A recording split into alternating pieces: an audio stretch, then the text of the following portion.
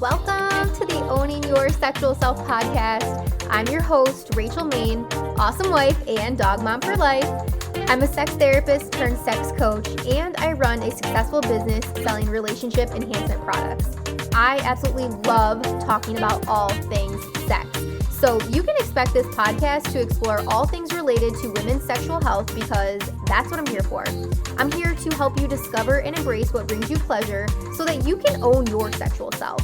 If that sounds good to you, then keep listening and let's fucking do this.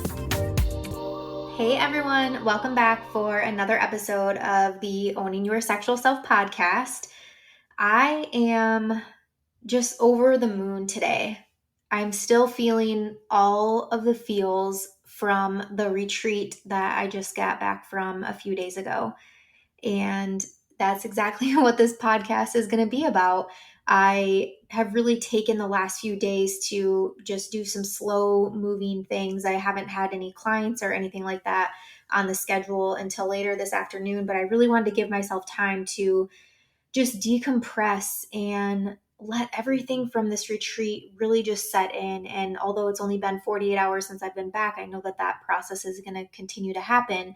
However, I wanted to record this episode for you all because I've been getting message after message after message asking, how was the retreat? Oh my gosh, tell me all of the things. And literally that phrase, all of the things, it is basically impossible for me to share what I want to share in the capacity and depth that I want to share it with you all through the amount of texts that I would need to send for this. So, of course, I've had parents asking and husband asking and friends and coworkers and even just, people on Instagram that follow me that have seen, my posts about the retreat and shared and followed along with my story that I might not have direct contact with on a daily basis. And so, again, I want to make sure that I do this justice because it was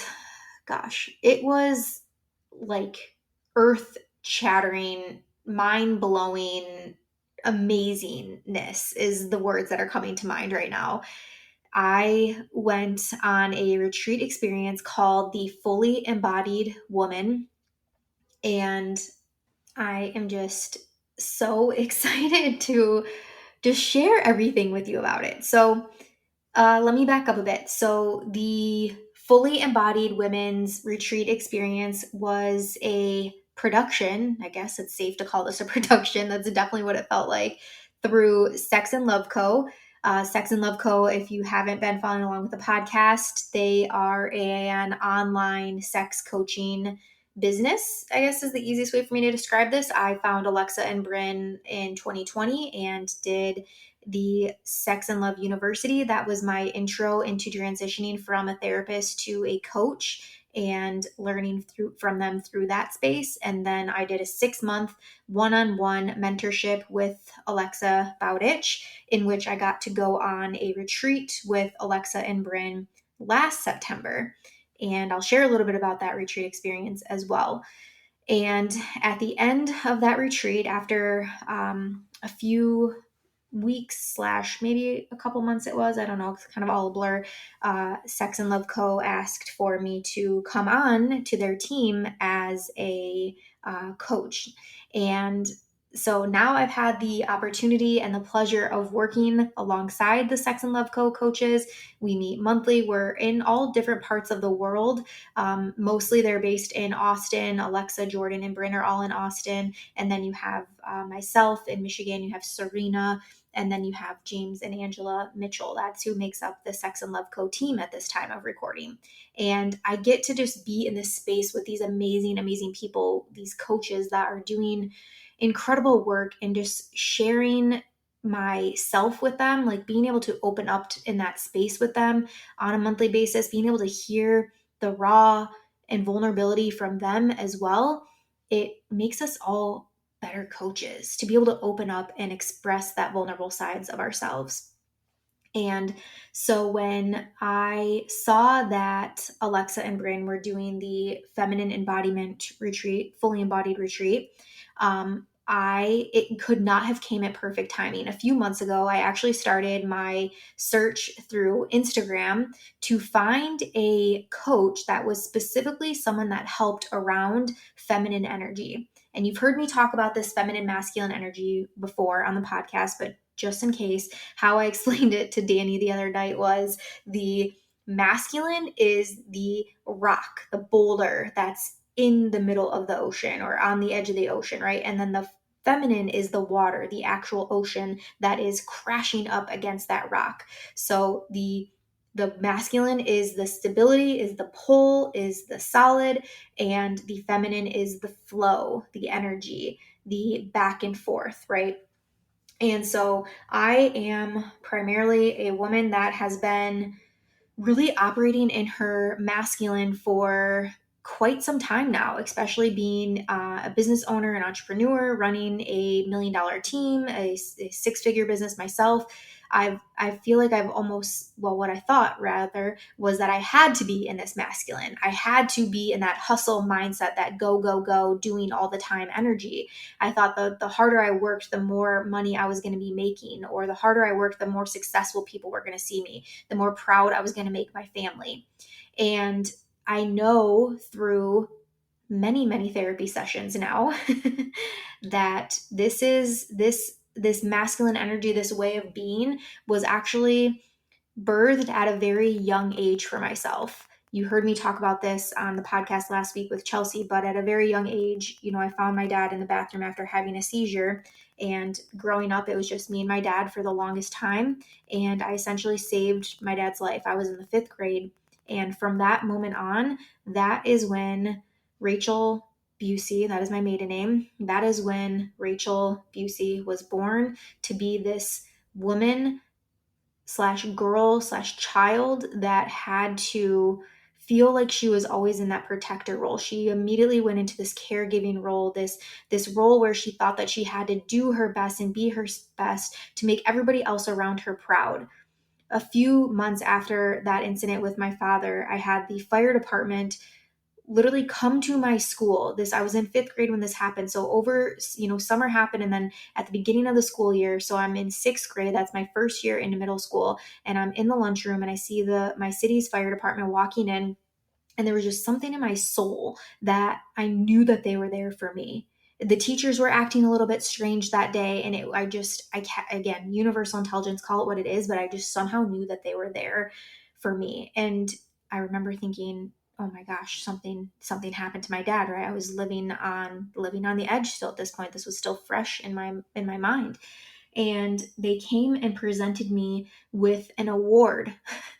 This, community hero, little community hero. I don't even know what it was called, something along those lines, but basically congratulating me and saying how proud they were of me for calling 911 and staying on the phone and being able to listen to what the 911 receptionist was telling me, to turn my dad's head and to put a towel over his head and make sure that he wasn't choking on his own blood or swallowing his tongue, or any if you've ever experienced somebody having a seizure, like literally being able to do the things to take him through that seizure protocol.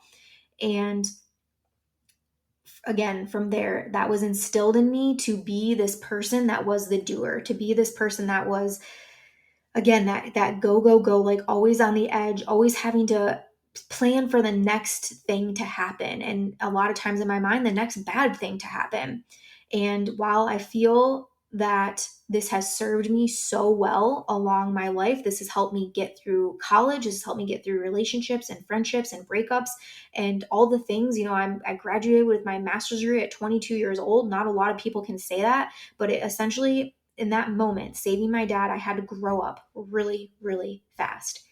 Had to, maybe I should change the word, but I did. I grew up really, really fast. That was, in a lot of ways, the first big T trauma that I've ever experienced in my life. And so being this woman that around in my mid 20s, I started to experience anxiety. I started to experience anxiousness and worry around things. And I started to have these upset stomach aches, resulting around my anxiety. And again, it was living in my masculine, being this doer, this go-getter, this person that had to succeed and be the best at everything that she did. There was no room for error or failure, anything of that nature. And so when I then came into this coaching world and started hearing these things about feminine and masculine energy, feminine and masculine, and learning more and more and more, and realizing, like, having that light bulb moment that holy fuck, I have been living in my masculine for so long. Like, yes, I am a woman. Yes, I don't, if you look at me, like, I don't come off as a masculine looking woman. That's not at all what this is about. It's an energy. It's your way of life. It's your way of being. And so when learning about this and learning that, hey, I need to slow down essentially. And that my first really experience with slowing down was when I was at this retreat last September with Alexa and Bryn, my one-on-one retreat with them. And I remember getting to the house and being like, okay, because I had been on retreats before. So I'm like, okay, I put my stuff away, right? I'm all ready to go, sitting in the room, like, okay, what's next? Like, what time, what time we get started? And they're like, no, this weekend, this is, yes, we're going to get to the business things, we're going to get to all the juicy stuff, but this is a time for you to just unwind, to relax. We have no agenda here. So go take a walk on the property, go sit outside and let your skin bathe in the sun, go take a bath if you want, go take a nap if you want. And I was like, what? Like, I'm on a business retreat right now. What the fuck is this? And I was a little annoyed. I'm not going to lie. I was a little annoyed at that time. But leaving that retreat experience, that was, I would say, that was the first time that seed was planted for me to start looking at this more feminine side of things, this more feminine flow, if you will, and really to slow down. And so much, like, gosh, just looking back at this now, like, this, the divine timing of life, essentially. So many other things were happening in life, and in business, that essentially, if I didn't slow down, and I will tell you, I was the person, I pushed back on this. I came back from that retreat, and yeah, I felt like I had so many good takeaways, but so much of my business mindset was turned on from that. And I was like, okay, I needed, again, going back, needing to do all the things, needing to be all the things, needing to be the millionaire that I strive to become, and putting all the programs and getting all the clients and doing all the things to again become the person that I desire to be. And there was a moment where I, somewhere along the lines, like, I faced that burnout. I just faced that fuck it mentality. I started to self sabotage. Burnout is the best way for me to describe it. I didn't want to do the things. I wasn't getting joy in the things that I was doing. I felt like I was doing business, whatever that business was. I was doing it because I was going through the motions. I had lost connection with friends, with business friends, with myself even. And so what happened for me was I went from this one side, like this extreme masculine version of myself, this masculine energy version of myself, to then the extreme feminine side, where essentially I wasn't doing much. And I felt myself falling into a state of depression. I felt myself, again, not wanting to do much. Like, I would have so much on my plate to the fact where I didn't want to do anything. I would nap, I would sit and binge Netflix all day. I found new things to do with my time, and I was eating poorly, and just all of these bad habits that I know don't vibe well with me. They don't, this is not the bread and the butter, if you will, to my life anymore. And so again, so I flowed from that one side of the spectrum all the way to the other side of the spectrum. And then I had this wake up moment, and I was like, okay, I need to find the happy medium. I need to still have my masculine tendencies, because this is how I run a successful business. I still need that structure to my life. And I need to slow down. Like, for my mental health, for my physical health, for my overall health, I need to slow down. So how in the fuck am I supposed to do both of those things? So this is why I was seeking out a feminine embodiment coach. I had a few sales calls with some women, and exchanging some DMs with some women, but I never actually ended up biting the bullet. Instead, I found a financial coach, a money coach, essentially, a woman, Jen Kennedy. If any of you follow her on Instagram, it's at the Jen Kennedy. Jen has two N's. She has a lot of fake profiles out there, so make sure it's the right one. She posts on stories every single day, so that's how you know. Also, if I'm following her, that's how you know. Anyways, I found Jen Kennedy, and she is the woman that taught me the difference in business, the how to be in my feminine, how to be in my masculine, what that looks like in life, and what that looks like in business. Right around that same time of going through one of my first programs with Jen is when Sex and Love Co. launched this fully embodied woman retreat. And I had done embodiment practices before. Essentially, embodiment is really just letting that energy, it's letting the emotions in your body flow through your body. It's letting your body actually feel the emotions that are coming up for you. So, for example, if you're feeling anger, instead of bottling down that anger, feel the anger. What does anger look like for you? Is it stomping on the ground? Is it throwing a tantrum like you would as a kid? Is it punching on the couch? Is it shadow boxing, right? Like, what the fuck does anger look like for you? And then doing those motions in your embodiment practice. Doing those things, like letting your body really feel into that anger. And what you see is that one, you're able to start living more fully expressed, and also you start to you will see that emotion move through your body more quickly. And when I say move through, like you're literally moving through it. You're not just bottling it down, pushing it away. Like you are moving through that. You are, oh god, I can't, like it brings me even to tears just to think about it. And I used to hate doing these embodiment practices. They had me do one, on a few calls when I was coaching with them, and they had me do one at this first retreat that I went to last year, and I just felt so awkward. I could feel myself holding myself back, and I just felt like they were watching me and judging me, even though I trusted these women with pretty much my entire life. And just to look back and see the transformation that I've made in this area, it's truly incredible. I made a post about it recently because now I'm to the point where I do embodiment practices. I do them on camera when I do them virtual for other people to see. I record myself now. I'm sharing them on my stories for others to see because this practice has helped me so much. And how I see it, it's a way of me being in my feminine and my masculine in the same time. Like I'm experiencing those emotions and I'm moving through those emotions. So, yeah, it's I'm trying to not get on too much of a tangent now. We're already 15 minutes in. I haven't even talked about the retreat yet, but I promise I'm getting there.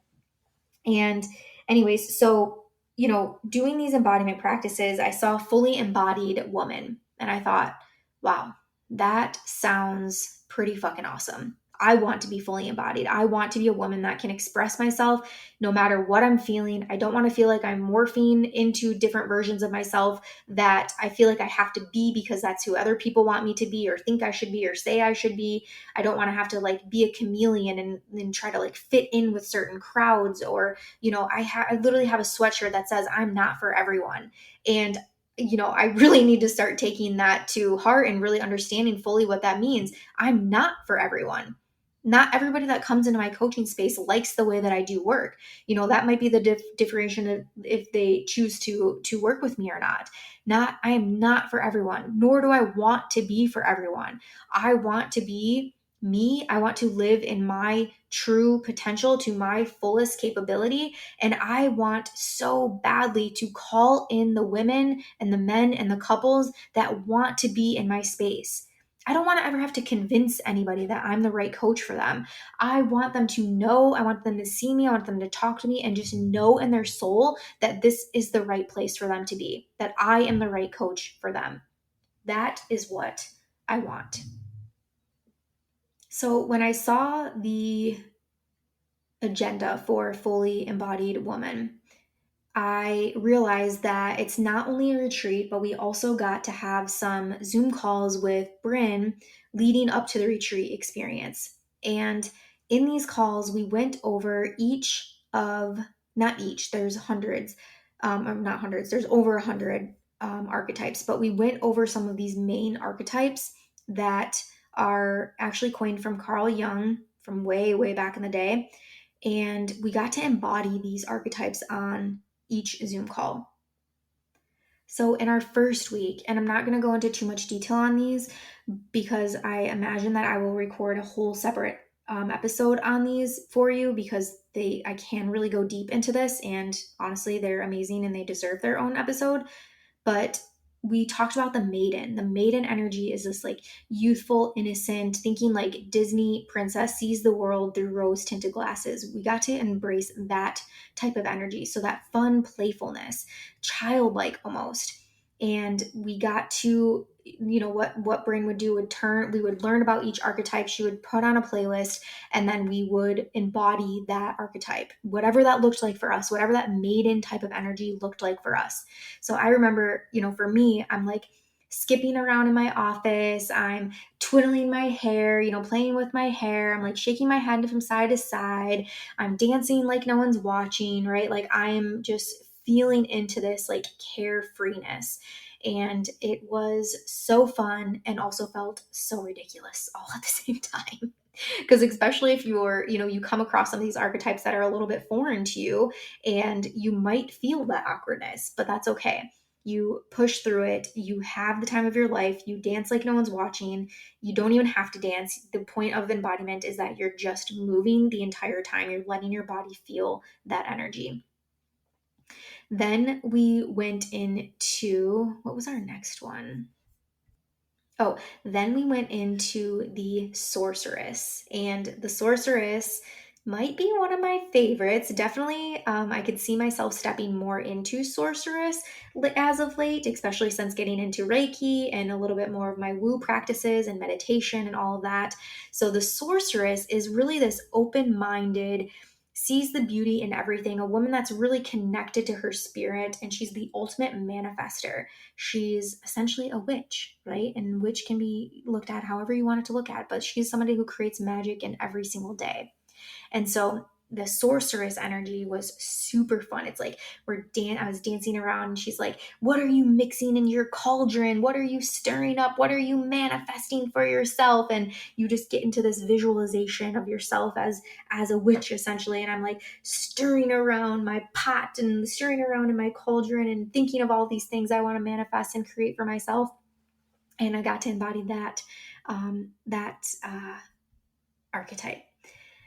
Then the next week, third week, we dove into the huntress archetype. And huntress is actually my main archetype. Again, masculine energy a lot of the time. So there is a quiz you can take on this. And the huntress energy is something that's the one that I embody most of the time. And so think of your straight up Katniss Everdeen, right? Your girl with a bow and arrow. This is the women that are making a change in the world. They're very goal driven, very ambitious. They're natural leaders. Like they're on a mission to just survive and thrive. And so this was like, okay, now embodying this huntress energy. What does that energy look like? So I'm like stomping around my office, like Wonder Woman pose, not letting anybody pass through me. So again, stomping around, I'm like going through the woods, and I'm like tearing down, like I'm a fucking animal, like with these claws. I'm like tearing down all these things, all these woods that are in my way, and these trees, like getting to my end goal and protecting my family, protecting what is mine. And got my bow and arrow, right? So I act like I'm shooting a bow and arrow, like all these things to embrace this huntress energy. Again, I told you, most ridiculous things, most ridiculous things, but so, so, so fucking good. All right, then we dive into the queen archetype. And the queen is pretty self explanatory, right? That powerful leader, knows how to delegate, has great boundaries, knows her worth, like serves with purpose, all of these things. And I feel as if I am.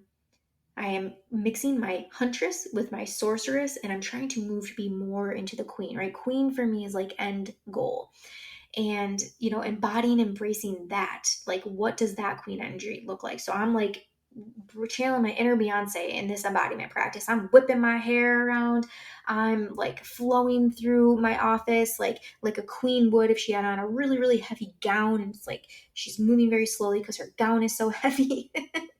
Fixing her crown, right? Like all of these things. So that was the queen archetype, which was really really fun. And then our last week, so the night before we leave for the retreat, we start to embody the lover slash sacred slut.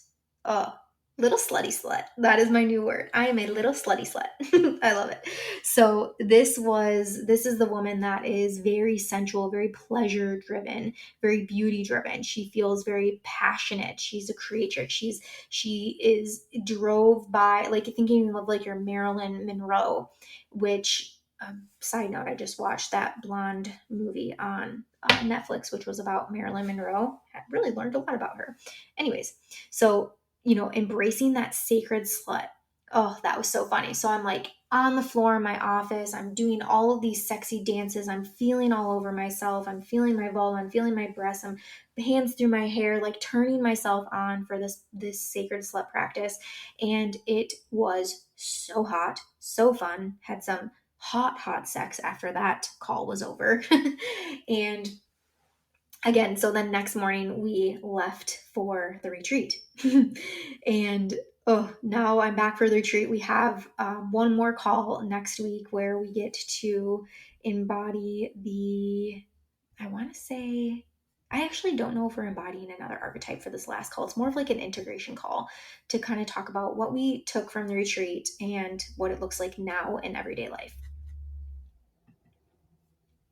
So, this retreat, you guys, I can only share from my experience, but right from the get-go, I get off the plane and I meet up with a few of the other girls that were attending the retreat, and we go to a brewery that's nearby. We had a few hours to kill until we could get into the retreat house, and immediately, of course, I'd been meeting with these girls for like a month prior on Zoom, but immediately it was like I met with Lindsay and Jessie, two of the other girls, and immediately connected with them, like felt as if we had been friends for our entire lives. There was just this level of support and gratitude for one another, this like curiosity of like what each other are up to and what's important to them and what are their lives like and what are they hoping to get from this retreat. It was incredible to be able to share things, without shame, without guilt, without feeling like you're being judged. It was just, again, like nothing I've ever experienced really. And so we get to the house, and this house is incredible. First of all, it's a black house, like black aesthetics, everything. It gave me such sorceress vibes, like such witchy vibes. I loved it so much. And we get to this house, and you get to your room. We have a bag of goodies waiting for us and a handwritten card from Alexa and Bryn. It was just so, so sweet. And we had some time. We had some time to chill around for a bit. And we got started that Thursday evening, and we went over agreements. We started by setting the tone for the entire weekend, creating that space of safety and vulnerability and love for one another. And I think that's so important, especially when you get in small groups like this, that those sort of things are covered.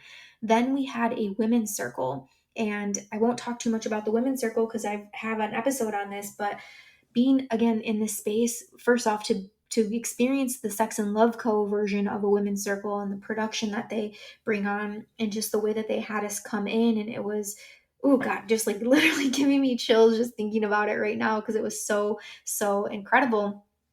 And we are able, that night we sort of planted the seed for what we were wanting to get out of the weekend. And for me, it was deeper connection with myself.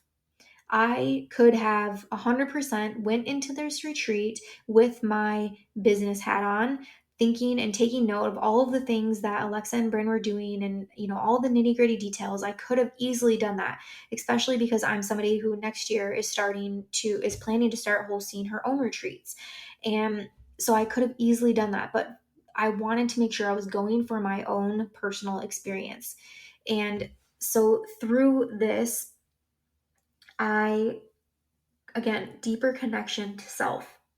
So I needed to be vulnerable. I needed to let myself feel, and I needed to share, and I needed to just be and allow what is ever going to come up to come up. So that next morning, Friday morning, we start with an embodiment practice. And an embodiment practice, I'm sorry, a breathwork practice. Embodied breathwork, sort of similar. But I was a little nervous for this breathwork practice because in my very first time doing this, something that can happen when you do breathwork is that your body can become really, really tense, almost numb, to the point where you start to like lose feeling a little bit, like your hand starts to cramp up. It's called the claw, amongst other things that can happen. But this one, that's what happened for me the very first time I did this embodiment practice. And I was nervous that that was going to happen, and not even I'm not kidding, not even a minute in from doing this breath work, this very specific type of breathing, my body starts to clench up. First, it was my lips, to the point where I felt like I couldn't even, like, I felt like my breath was going to get cut off because my lips were like so tight, to where I was like, I could barely keep my mouth open. And then I was worried that I wasn't going to be able to breathe through my nose, and I was literally just going to suffocate right there in front of everybody. Oh, hello, anxious mind. Okay, so we do this breathwork practice, and I can't even tell you like any thoughts or images. And even after when we shared this, like no thoughts or images really even came up, but the emotion that came up from me, the space of feeling held and being surrounded by women who are also going on their own breathwork journey, right next to me essentially. That was, oh God, literally, literally just brings me to tears. And oof, keep it together. Keep it together. I just allowed myself to feel, and I can't tell you or explain to you why I was feeling what I was feeling, but there was something there. There was something in my nervous system, something my body was telling me that it's time to let go. It's time to release. And Alexa and Brain were walking around as we were going through this practice, and I could feel Alexa coming to me, and she puts her hand on my chest and she just says, "It's okay. Let it go. Let it go. Yes. Yes."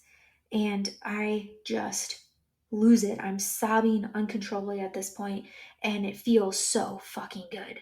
It feels so good to purge these emotions, to purge whatever it has been that I've been holding on to, this sadness, this anger, whatever it was. And I continue through the practice, and within seconds later, I then fall into uncontrollable laughter. I'm telling you guys, breath work is a beast, y'all. If you've never had the opportunity to do some breath work, it is quite incredible. So I start this uncontrollable laughter, like this. I don't know if anybody around me has ever experienced, but I get into like these uncontrollable laughter modes where I just cannot stop laughing. It a lot of times happens with my sister and I, where this energy takes place and we cannot stop laughing. It is ridiculous. It is so silly and just fun at the same time. So, not even seconds later, I go into this uncontrollable laughter. And then I go back into this uncontrollable sobbing. Like it was this emotional roller coaster, this feeling of roller coaster. But it was exactly what my body needed. And coming out of this breath work, I felt as if I was dissociating for a minute. I was so tense. My body was so tense. My hands were so stiff. I couldn't move my hands. I just remember sitting up, and as others in the circle were sharing, I just remember staring off into the abyss, like not having come back yet. Alexa thankfully noticed this and came and sat next to me and just set her hand on my leg and on my back, and just feeling her presence and feeling that groundedness to know that I was safe helped so much. Even after everybody shared, I essentially shared that I had no words. I shared what my experience was like, but I was still really processing it all. And so from that, then Alexa actually came behind me and sat behind me, like she was holding me, and just to feel held, to feel supported, it just means so much. And again, like extended that level of safety and space to just feel and to just be whatever it was that was wanting to be. And it was just amazing. Amazing, amazing, amazing. And the rest of this day, what else did this look like? I don't want to share all of the things because I definitely want people listening to either experience a retreat from Sex and Love Co. or possibly a retreat with myself in the next year, because definitely these things that I've learned, as I said, I went in for a personal practice, but that is the lovely, lovely part of doing this work, that when you're doing this work for yourself, you then get to teach the people that you work with. And you get to teach that from a space of knowing and relatability and understanding. And so the rest of that day, we got to go through an erotic blueprint workshop, which you've heard me talk about on the podcast before, but we really got to practice each of these blueprints. So we got to practice an energetic exchange with each other. We got to practice a sensual experience with each other. We got to see the correct way of spanking. We got to learn about some kink items. We got to play with wax play and pinwheels and all of the things. It was so, so fun. And it was, oh, I'm like, what do we do next? Okay, so then that night, we go to a place called Minx and Muse in Austin, Texas. And this is an erotic dance studio. And we got to do a private dance class. So then we got to essentially learn how to floor fuck and sexy dance. And it was so much fun. I still have a lot of practice to do in that realm. I think I know what I look like, and then I see myself in a mirror and I'm like, this, oh, like, what are you doing with your shoulders? Why are your hands like that? Like, trying not to judge myself, and I very quickly could have judged myself, but we were just there to have fun. And again, I felt so safe around these ladies. So the Minx and Muse, the erotic dance night was so, so, so much fun. Then the next morning, we got to have a super slow, chill morning, which was so good. I think by then we were already so exhausted, but we were also had that level of excitement because starting at 11 that morning, we had a photographer coming in to do a boudoir shoot for all of us. So we got to get our sexy on and take pictures of each other and have our pictures taken and embrace that wild woman, sacred slut, sorceress sort of energy for our photo shoot. And it was so fun. I love boudoir experiences. So, so, so much fun. And then again, we had some free time. We got to hang out by the pool and the hot tub and be in the sun. It was beautiful weather in Austin this weekend. We got to bond with each other, share more with each other. I did get a nap in because I love taking naps and I needed it. But we had some just some like downtime. And then from there, we went into Circle to really just kind of feel where everybody was at. This was a very unintentional circle. This was supposed to be a one word to describe how you're feeling right now. And it turned into like a 2 hour long circle share, but it was definitely what we needed. And I thought it was the perfect time, like middle ground, to be able to share some of those things that some were coming up for us. And then we go into a fantasy exercise. We got to talk about fantasies. We got to talk about our fantasies, how to share them with our partners. We got to do a practice where we shared our fantasy with our person that we were partnered with, and then we got to retell the fantasy to our partner, which was so hot, so erotic. Like, again, embracing the side of sexuality and femininity, and just feeling in that fully embodied woman. Like, if I was not a fully embodied woman at this retreat, I would have felt uncomfortable and anxiousness, it and while some of those feelings still came up, I had the confidence to move through them. I had the confidence to still push through and do the things that we were doing and do the activities and not shy down from anything. And I had the permission to do them entirely, to not hold back, to not, shy away from anything. And that is truly for me like what this being a fully embodied woman looks like and what it means. Doing the things that are true to you, being who is true to you, and knowing what is true to you, not trying to morph into what other people say that you should be, or what you think that you should be or become, or wait, all of these things. Like, no, we get to be who we are.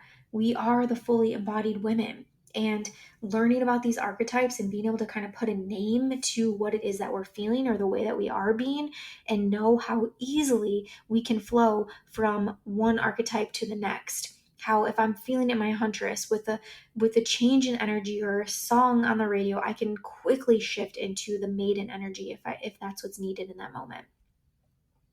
So this retreat experience, again, truly, truly incredible. We ended Sunday morning again with just a closing kind of integration conversation, and just to see the transformation of people and to see those aha moments.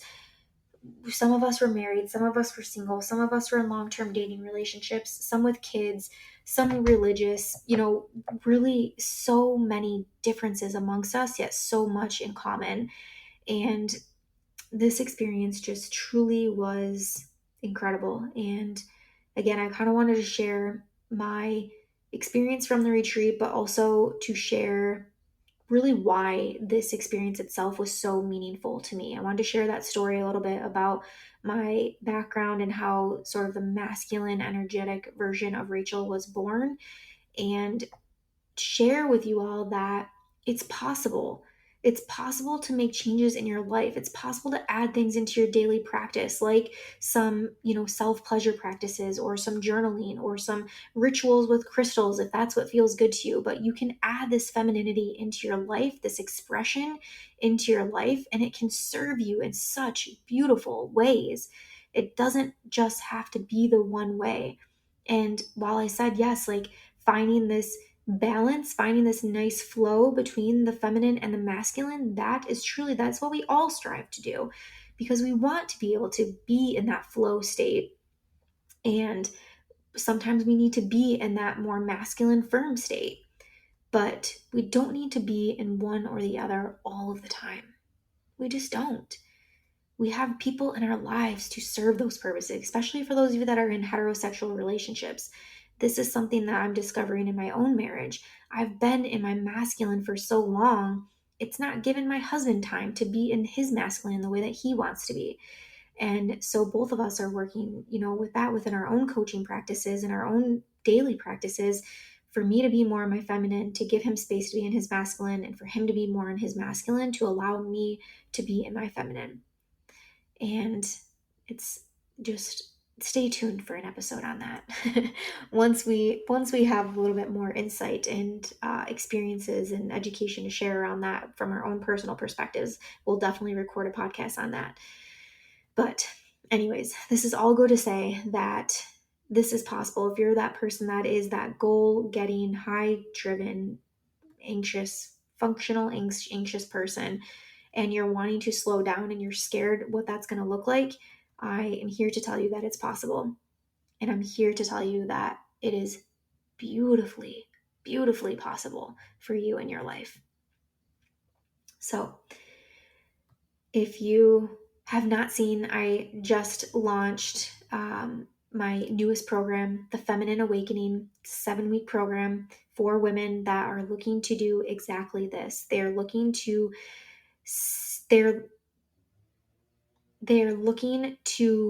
unlock and reveal that power of their sexuality and their energy. They are encompassing this sexual energetic space. They're learning about their feminine, they're learning about their chakra systems, and getting very, very, very, very in tune with themselves sexually and personally. So check it out. It's at rachelmain.com. You can see all the information there. And if you're listening to this at a time where the program is not active, just shoot me a message and we can figure something out for you. Okay. All right, y'all. Thank you so much for listening to this. I will see you next week. I think next week we're diving into my mushroom journey, my journey with psychedelics. So stay tuned. It's officially Libra season. My birthday is coming up on the 18th. And finally, it is time for me to share all of my fun stuff about mushrooms with you guys. Okay. I love you so much. Thank you for listening. I'll see you next time. thank you so much for listening to today's episode. If you loved it, be sure to subscribe so you never miss a thing. And if you loved it so fucking much, be sure to leave a 5-star review. I'll see you next week, and until then, keep owning your sexual self.